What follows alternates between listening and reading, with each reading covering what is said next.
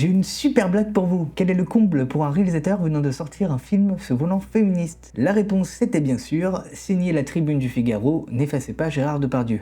Comme quoi, un bon timing, ça a son importance.